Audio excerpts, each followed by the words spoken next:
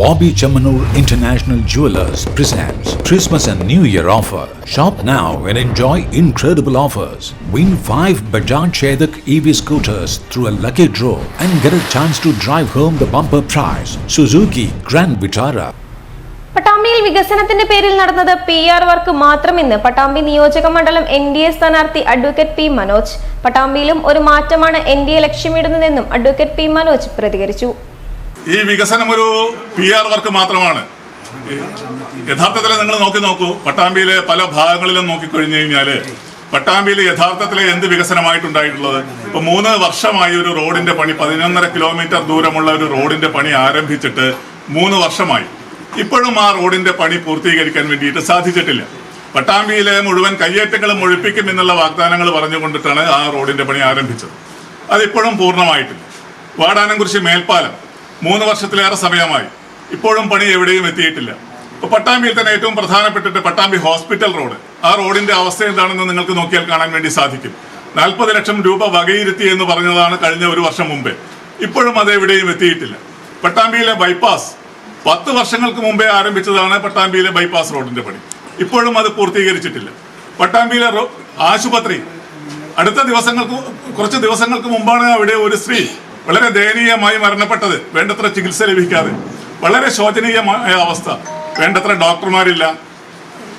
പല ഒരു താലൂക്ക് ആശുപത്രി എന്ന് പറഞ്ഞിട്ട് പോലും വേണ്ടത്ര സ്പെഷ്യാലിറ്റി ഡോക്ടർമാരില്ല. ഇത് പട്ടാമ്പി ടൗണിന്റെ കാര്യം മാത്രമല്ല, പട്ടാമ്പി നിയോജക മണ്ഡലത്തിന്റെ പല ഭാഗങ്ങളും എടുത്തു നോക്കിക്കഴിഞ്ഞാൽ, കാർഷിക മേഖലയായി കഴിഞ്ഞാലും പട്ടാമ്പിയിലെ വ്യവസായം എന്ന് പറയുന്ന ഒരു സാധനമേ ഇല്ലാത്ത അവസ്ഥയാണ്. നമ്മളെ യുവാക്കൾക്ക് വേണ്ടിയിട്ട് അവരുടെ തൊഴിൽ സംരംഭത്തിന് വേണ്ടിയിട്ടുള്ള യാതൊരു കാര്യങ്ങളും ചെയ്തിട്ടില്ല. നമ്മളുടെ വനിതകളുടെ തൊഴിൽ ആവശ്യങ്ങൾക്ക് വേണ്ടിയിട്ടുള്ള യാതൊരു കാര്യങ്ങളും ചെയ്തിട്ടില്ല. ഇപ്പോൾ വിളയൂരൊരു തടയണ, അതിന്റെ അവസ്ഥ നമുക്കറിയാം. 2 പുഴകളുടെ നടുവിൽ നിൽക്കുന്ന സ്ഥലമാണ് പട്ടാമ്പി, ഭാരതപ്പുഴയുടെയും തൂതപ്പുഴയുടെയും.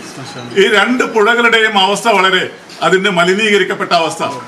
ആ പുഴയെ വേണ്ട രീതിയിൽ ഉപയോഗിക്കാൻ ഇപ്പോഴും ഈ 2 പുഴകളുടെയും ഇടയ്ക്കിൽ കിടക്കുന്ന സ്ഥലം ജല ദൗർലഭ്യം അനുഭവപ്പെട്ടുകൊണ്ടിരിക്കുന്ന സ്ഥലമാണ്.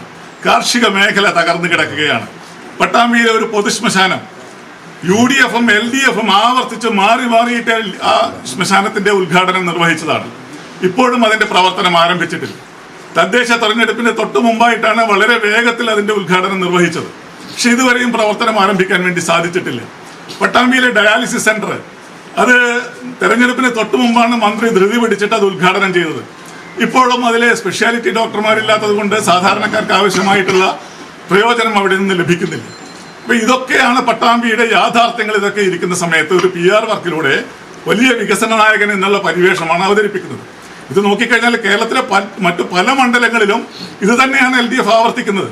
ഇത് ഈ തെരഞ്ഞെടുപ്പ് എന്ന് പറഞ്ഞു കഴിഞ്ഞാൽ ഇത് പട്ടാമ്പിയിലെ LDF കാൻഡിഡേറ്റിന് മാത്രം എതിരായിട്ടുള്ള ഒരു മത്സരമല്ല. ഇത് കഴിഞ്ഞ 10 വർഷമായിട്ട് കേരളത്തിൽ പിണറായി വിജയൻ നടത്തിക്കൊണ്ടിരിക്കുന്ന ദുർഭരണത്തിനെതിരായിട്ടുള്ള ഒരു പോരാട്ടമായിട്ടാണ് BJP എടുത്തത്.